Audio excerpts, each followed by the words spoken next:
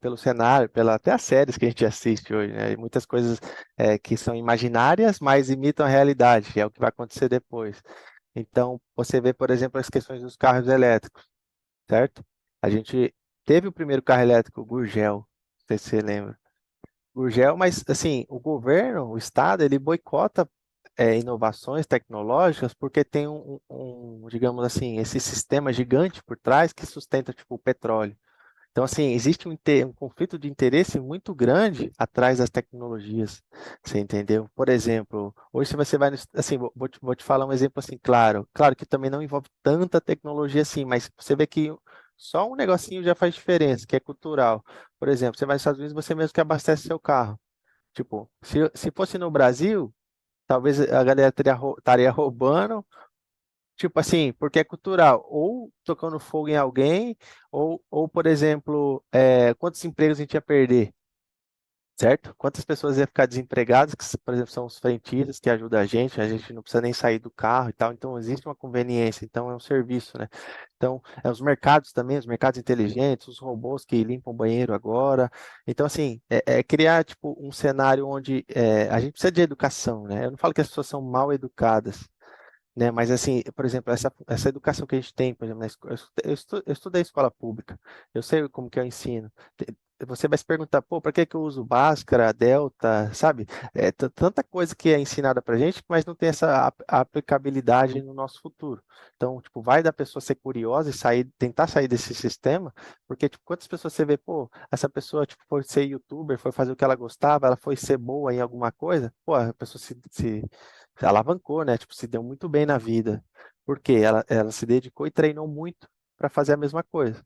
Então, a gente hoje, tipo, estuda 18 anos na escola, e aí a gente vai fazer um vestibular em 4 horas, vai ser julgado os 18 anos que você passou na escola em 4 horas.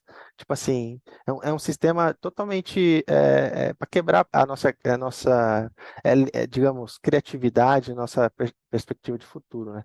Então, eu acho que para o Bitcoin, por exemplo, em 20 anos, a gente tem que ter essa educação, né? Claro, o que a gente está fazendo aqui é muito importante.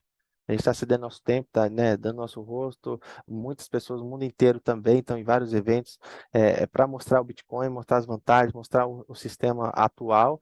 Mas isso vem da educação, entendeu? Então, se a gente tiver uma educação que troque a chave, não te ensine, tipo, Mesopotâmia, tipo aquelas coisas, tipo assim, umas coisas que não vai ter, é claro, é legal para a história, tudo, mas se você não pegar a pessoa e mostrar a evolução para ela vai, tipo, ser uma pessoa totalmente, não digo alienada, mas ela não vai entender, pô, ela só vai entender depois que ela, por conta própria, for lá com 20 e poucos anos, correr atrás do dela e ver que, tipo, pô, o mundo é totalmente ao contrário disso. Só que, pô, quanto tempo ela perdeu? Então, se a gente tivesse, pô, a Bitcoin está 13 anos, certo? Quanto de adoção a gente tem?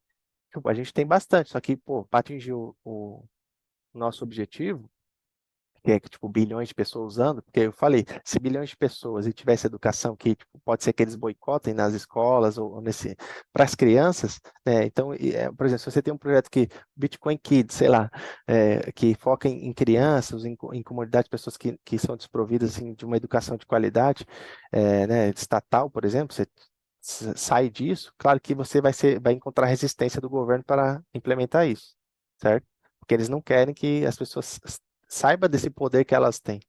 Então, eu acho que se a gente tiver educação agora, pô, passou 13 anos, mas a gente não chegou lá ainda, mas, pô, daqui 10 anos, a gente começar a educar agora as crianças, tipo, explicar o que é o mundo, como ele funciona realmente, não ficar aí falando baboseira, né? Os professores trabalham para onde? Para quem? Pública. Para o Estado. Então, eles seguem a agenda que o Estado passa para eles. Os livros, o cronograma de matérias. Então, assim, isso tudo é programado. Então, se a gente sair disso, conseguir implementar em alguma coisa que tem escala, claro, as crianças estão pegando o celular na mão, estão vendo, se elas começarem a ter essa educação básica, tem até a própria inteligência artificial, pô, escreve aí, Bitcoin explicado para uma criança, ele vai te trazer um negócio. Aí, ou seja, a gente pega isso e começa a se unir à tecnologia tipo, começa a criar fóruns, coisas para a criançada começar a entender. Se isso ganhar escala, cara, eu tenho certeza que daqui nem 20 anos, que se tiver uma educação que mostre esse futuro, essas coisas, que a tecnologia, não só Bitcoin, tá? Mas tipo, carro elétrico, o que que é mais futuro, né? A gente está falando de inteligência artificial, os robôs, claro que vai ter pro bem e pro mal, a gente tem que estar ciente disso, entendeu? Então, tipo, tem que saber que é um código, tem que saber que é um algoritmo. Então, tipo, com certeza vai ter pessoas que vão desenvolver para o mal, certo? Tipo, os robôs, etc. Então, a gente tem que mostrar esses dois lados e mostrar, olha, é por esse lado que você vai. Senão, a gente vai ter um futuro onde vai ter adoção, mas vai ser meio caótico, né? Meio tipo Black Mirror não. Vai ter tipo The Last of Us, você assiste? Tá mudo. Eu só ouvi falar, eu sei que é bem famoso por causa do jogo, né? Sim, não, mas por exemplo, que tá famoso, né? Tipo, tá famoso e tá agora no momento, então, tipo, talvez a pessoa que pra gente tá falando vai saber. Tipo, você vê, tipo, os vagalumes são parte anarquistas, né? Então, tipo, tem a FEDA que, tipo, teve a pandemia, eles fecharam ali uma cidade que segue as ordens da cidade. Então, esses anarquistas, tipo, seriam os vagalumes, eles estão fora. Tipo, eles saíram de lá de dentro e revoltaram, eles não concordam com as leis, essas coisas. Só que lá dentro, como se fosse visto de hoje, a gente está aberto ainda, a gente não está fechado. Então a gente está no mundo aberto, né? A gente tem o poder de ir, vir, etc. A gente consegue viajar para outros países. Mas se tivesse num cenário onde fosse fechado, que é uma escola, né? Seria fechado, ensinasse só aquilo, as pessoas vão só aprender aquilo, sabe? Tipo, ela não sabe o que tem do outro lado do muro. Então, tipo, a gente tá nessa trincheira, digamos. Não é fácil para a gente também estar aqui, né, falando de cripto e tal, porque a gente está contra um sistema bem grande, né, que tem muitos anos já, né, o dólar, etc. Então, imagina derrubar isso. Não é fácil, né?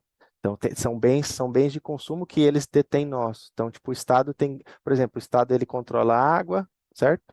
Tipo, tem essa BES, vai, falando de São Paulo.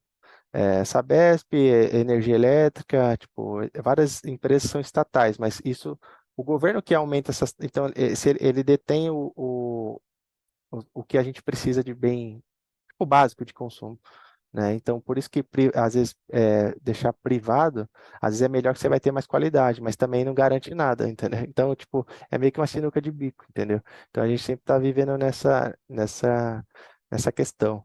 Mas o principal, acho que é a educação mesmo. Se tivermos educação, mostrar a verdade, né? Que, claro, a gente está tendo censura nas mídias, por isso, entendeu? Porque, tipo, se a verdade for dita e muitas pessoas souberem o poder que tem, talvez as coisas mudassem. Só que isso é muito barrado, entendeu? Por esse fato. Então, pô, como o Gurgel, como tecnologias avançadas no passado foi boicotada pelo Estado, o Bitcoin, essas moedas, a gente vê claramente que o governo é contra, quer regulamentar, etc., porque isso é um avanço que tira o poder deles. Então, acho que quanto mais pessoas souberem dessa verdade,